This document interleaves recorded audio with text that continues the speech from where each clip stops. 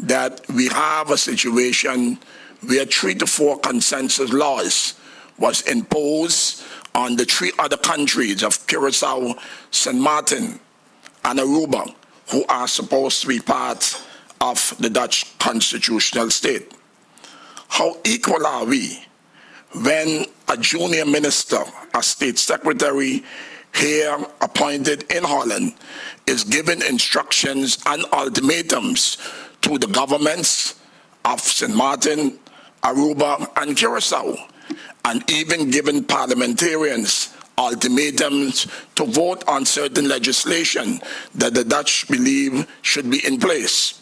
And this was evident with the most recent COVID pandemic that had a devastating effect on all the islands in the Dutch Caribbean.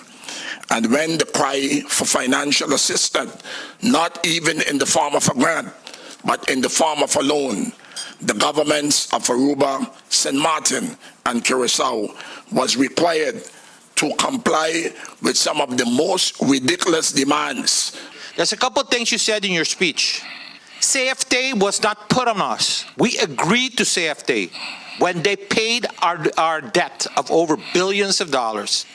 Okay? So I try to hear you talking about the islands don't agree with the Dutch. Let me tell you something. Just like Aruba, most of the population believe in the Dutch kingdom.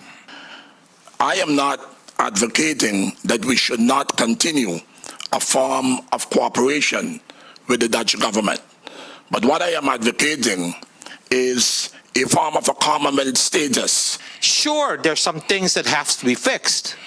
But don't come tell me that we want to get out of the Dutch kingdom and we want to decolonize, because that are talks of politicians that don't want to see that, We don't want to see it as a people.